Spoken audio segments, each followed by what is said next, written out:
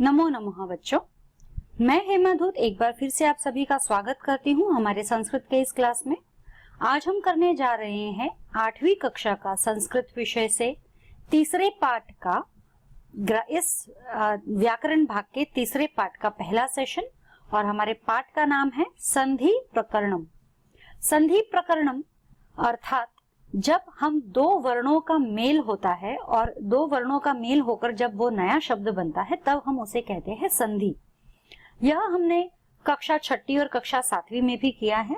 यहाँ पर भी हम वही दोहराने वाले हैं, उसमें थोड़ा सा और ज्यादा एक्सटेंडेड पार्ट रहेगा इसके अंदर। संधि क्या होती है? अत्यंत समीपवर्ती दो वर्णों के मेल से, अत्यंत समीपवर्ती यानी जो समीप होते हैं, एक दूसरे के पास होते हैं, तो दो वर्णों के मेल से जो परिवर्तन अथवा विकार आता है, विकार, विकारी शब्द विकार, जो चेंज आता है उसे संधि कहते हैं। परः सन्निकर्षः संहिता, जैसे कि एग्जाम्पल में दिया है हिमालयः, हिमालयः इज इक्वल टू, जब आप देख सकते हैं यहाँ पे हिमालय में हिम, ये अगर मैं आपको ये माउस हिलाऊं यहाँ पे तो ये हिमालय और ये हिम, ठीक है। यहाँ पे माँ है और मैंने यहाँ सिर्फ म लिया है, लेकिन प्लस मैंने डाल दिया है, जो आ की मात्रा आ रही है म पर, तो वो हमने ले लिया है आलयः। तो हिमालयः इज इक्वल टू हिम प्लस आलयः। इस उदाहरण में अ प्लस आ इन वर्णों का मेल होकर आ रूप बना है, देख सकते हैं। अ और आ, अ और आ इनका रूप का मेल होकर आ रूप बना है, इसे ही संधि कहते हैं, इसे ही हम संधि कहते हैं। जब दो वर्ण जो एकदम समीप वाले होते हैं, जुड़े हुए पास में, जब उनका मेल होता है तो उन्हें हम संधि कहते हैं। संधि 3 प्रकार की है, स्वर संधि, व्यंजन संधि और विसर्ग संधि। संधि कितने प्रकार की है? 3 प्रकार की। पहला है स्वर, दूसरा व्यंजन तथा तीसरा विसर्ग संधि। बढ़ते हैं स्वर संधि के ओर। एक स्वर के साथ दूसरे स्वर के मेल से जो परिवर्तन होता है उसे हम स्वर संधि कहते हैं। एक स्वर के साथ जब दूसरा स्वर मिलता है तो उसे हम स्वर संधि कहते हैं। स्वर संधि के मुख्य भेद निम्नलिखित है। अभी स्वर संधि के भी हम भेद करेंगे। पहला है दीर्घ संधि। दीर्घ संधि में भी कई प्रकार है। अब हम देख सकते हैं दीर्घ संधि के अनेक प्रकार होते हैं। प्रथम प्रकार, पूर्व पद के अंत में अ के साथ उत्तर पद के आरंभ के अ का मेल होने पर दोनों के स्थान पर आ हो जाता है। अब मैं आपको बताती हूँ पूर्व पद क्या होता है और आरंभ पद क्या होता है। जब हमारा ये दो शब्द है, राइट, इन दो शब्दों को हम बोलेंगे दो अलग अलग पद। राम एक पद हो गया और अयनम भी एक पद हो गया। तो पूर्व, यह हो गया पूर्व और यह हो गया आरंभ। यह हो गया हमारा पूर्व पद और यह हो गया हमारा आरंभ पद। तो पूर्व पद के अंत में जो स्वर आता है और आरंभ पद के शुरुआत में, तो पूर्व पद के अंत में जो वर्ण होता है और आरंभ पद के शुरू में, शुरुआत में जो अंत होता है, इन दोनों के अ और अ, जैसे म पर अ स्वर आता है और ये अ स्वर से शुरू हो रहा है, तो दोनों भी अ स्वर हो गए हैं। तो दोनों अ स्वर जब मिलते हैं तो उसका जो संधि बनती है वो हो जाता है आ। और ये आ कहाँ लगेगी? ये आ की मात्रा आपके पहले पद के अंत में, जैसे रा मा, यहाँ देखिए रामायणम, रामायणम। तो ये हमारे जो पहला पद और दूसरा पद जो हम कहते हैं।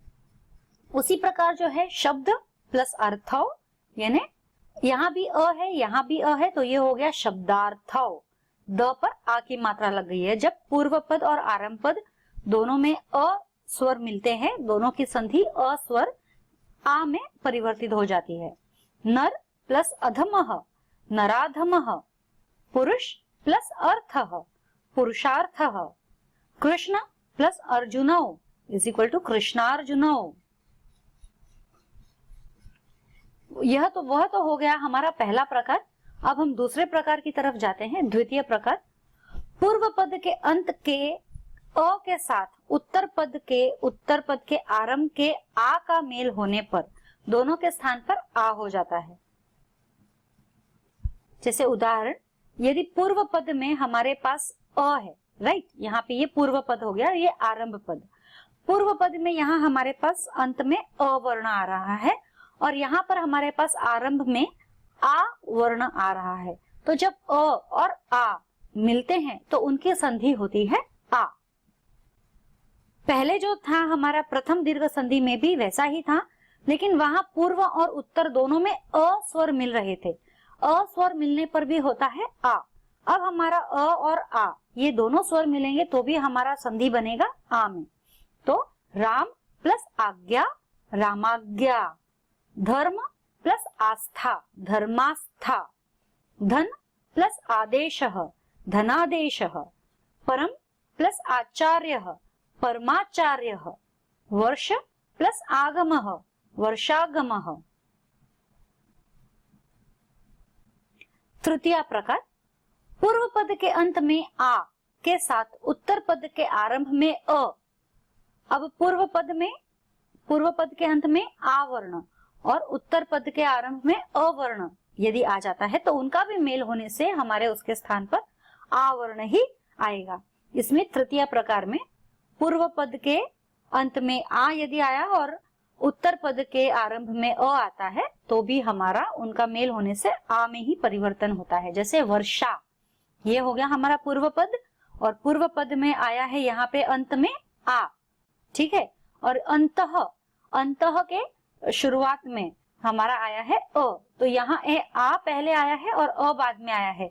इससे कुछ फर्क नहीं पड़ता है अ पहले आए या अ बाद में आए, तो आना हमारा दोनों में आ ही है। तो वर्षांतः,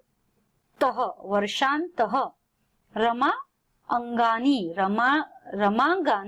रमांगनी, कृपा प्लस अस्ति तो कृपास्ति, दया प्लस अर्थी दयार्थी, लता प्लस अपि लतापि, है ना। इस प्रकार से हमारे शब्द बनते हैं। अभी चतुर्थ प्रकार आए हैं हमारे। पूर्व पद के अंत में आ के साथ उत्तर पद के आरंभ में आ का मेल होने पर दोनों के स्थान पर आ हो जाता है। अभी तक 3 प्रकार हमने जो देखे, उसमें पहले में अ और आ में परिवर्तन, दूसरे में अ और आ में परिवर्तन, तीसरे में आ और अ भी आ में परिवर्तन। अब हमारे पूर्व में आ है और आरंभ में भी आ है उत्तर के, तो भी हमारा आ पद में ही उसका परिवर्तन होना है। जैसे उदाहरण जो है सुधा प्लस आकरह तो सुधाकरह, है ना। यहाँ पे सुधा और आकरह, इसके प्रथम पद के अंत में हमारा जो है आ वर्ण आ रहा है और उत्तर पद के शुरुआत में हमारा आ वर्ण आ रहा है। तो दोनों में आ वर्ण आ रहा है तो संधि आ में ही रहेगी, ओ औ नहीं बनेगा। तो सुधाकरः, महा प्लस आशयः महाशयः, दया प्लस आनंद दयानंदः, प्रिया प्लस आदेशः प्रियादेशः, सुरा प्लस आलयः सुरालयः। इसी तरह ह्रस्व तथा दीर्घ ईकार या ईकार के साथ ह्रस्व दीर्घ ईकार के मेल से दोनों के स्थान एक दीर्घ ईकार यानी ई हो जाता है। ह्रस्व यानी जिस स्वर को उच्चारण करने में एक मात्रा का ही समय लगता है और दीर्घ स्वर यानी जिसको उच्चारण करने में 2 मात्रा का समय लगता है। तो जो हमने पहले चैप्टर में वर्ण विचार में किया है, तो चाहे दीर्घ स्वर हो या ह्रस्व स्वर हो या ह्रस्व स्वर दीर्घ स्वर, दोनों में कोई भी स्वर होने दो, हमारा दीर्घ स्वर में ही उत्तर आना है। तो जैसे यहाँ पर एग्जाम्पल दिया हुआ है, इसी तरह ह्रस्व स्वर अथवा दीर्घ ईकार, ह्रस्व स्वर और दीर्घ ईकार या बड़ी ईकार के साथ में ह्रस्व दीर्घ ईकार या बड़ी ईकार के मेल से दोनों के स्थान पर दीर्घ ईकार ही आती है। जैसे छोटी ई हो या बड़ी ई हो, दोनों के स्थान पर बड़ी ई की मात्रा ही आएगी। इसके एग्जाम्पल्स उदाहरण यहाँ दिए हुए हैं। जैसे छोटी ई और छोटी ई दोनों अगर आए तो भी बड़ी ई में परिवर्तन होना है। जैसे गिरी प्लस इंद्र गिरिंद्र, यहाँ आप देख सकते हो र पर बड़ी ई की मात्रा है और अ पर यहाँ के शुरुआत में ई पर छोटी ई की मात्रा है, तो ये गिरिंद्र, यहाँ पे ग जो बड़ी ई की मात्रा है, यहाँ छोटी ई की मात्रा होनी चाहिए थी, लेकिन जो हमारा हुआ है उत्तर जो है गिरिंद्र बड़ी ई की मात्रा में आएगी। अब यहाँ देखो कपि, कपि में छोटी ई की मात्रा है प्रथम में, और फिर इसमें है इच्छा, यहाँ पर छोटी ई की मात्रा है, लेकिन दोनों ई जब मिलेगा तो हो जाएगा बड़ी ई में कन्वर्ट हो जाएगा। कपि प्लस इच्छा कपिच्छा, अभि प्लस इष्टम अभिष्टम, प्रति प्लस इच्छति प्रतिच्छति, इति प्लस इयम इत्यम। उसी प्रकार छोटी ई और बड़ी ई मिलते हैं तो वो बड़ी ई बन जाती है मुक्ति प्लस ईशः मुक्तिशः, रति प्लस ईश्वरः रतीश्वरः, अति प्लस ईतः अतीतः, परि प्लस इक्षा परीक्षा, मुनि प्लस इहा मुनिहा। इस तरह से हमारे ये शब्द बन रहे हैं। जैसे बड़ी ई और छोटी ई मिलकर भी बड़ी ई में ही परिवर्तित होगी संधि। नदी प्लस ईव नदीव, लक्ष्मी प्लस इंद्र लक्ष्मींद्र लक्ष्मींद्रः। आप देख सकते हैं जो पहला पद है उसके अंत में और दूसरा पद है उसके शुरुआत में जो हमारी स्वर आ रही है, स्वर की मात्रा आ रही है दीर्घ और ह्रस्व, तो उनको जोड़कर जो मात्रा बनती है, संधि बनती है, वह दीर्घ ही होती है हमेशा। सखी प्लस इति, जैसे बड़ी और छोटी ई भी बड़ी ई ही बनती है, सखीति। महति प्लस इच्छा महतिच्छा, देवी प्लस इष्टम देविष्टम।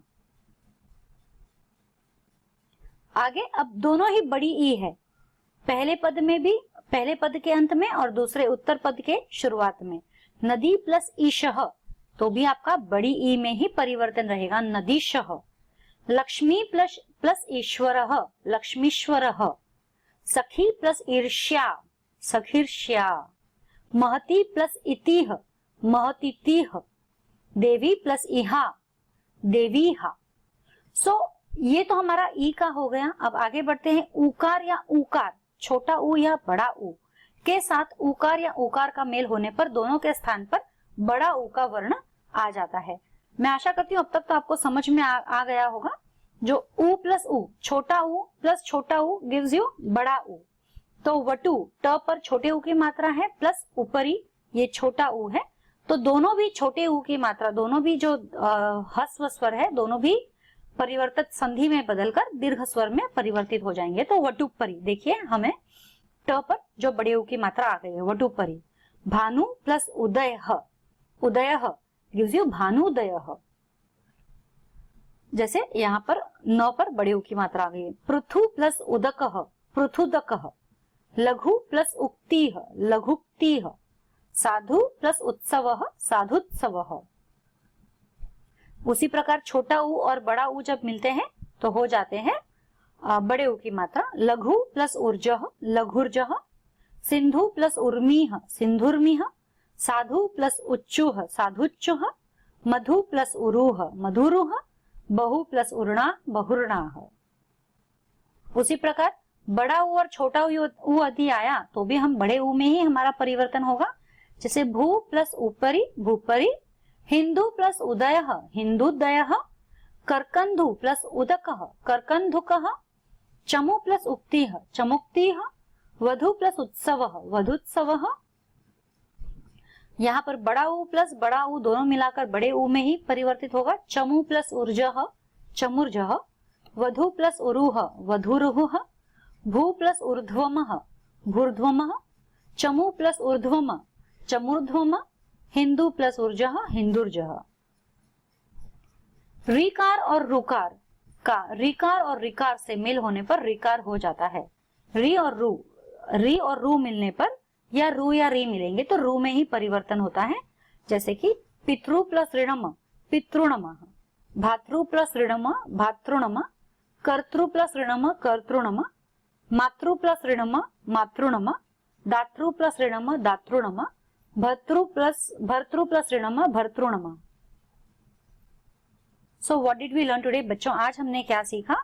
आज हमने संधि के बारे में एक बहुत ही महत्वपूर्ण जानकारी प्राप्त की है कि संधि चाहे ह्रस्व दीर्घ हो, ह्रस्व ह्रस्व हो, दीर्घ ह्रस्व हो या दीर्घ दीर्घ हो, इन सभी का मेल दीर्घ संधि में ही होता है। ये सभी हमने उदाहरण के साथ में आज यहाँ किया है। आज के लिए इतना ही। अगले सेशन में फिर मिलेंगे आगे की संधियों को लेकर, आगे के प्रकार की संधियों को लेकर। तब तक के लिए धन्यवाद।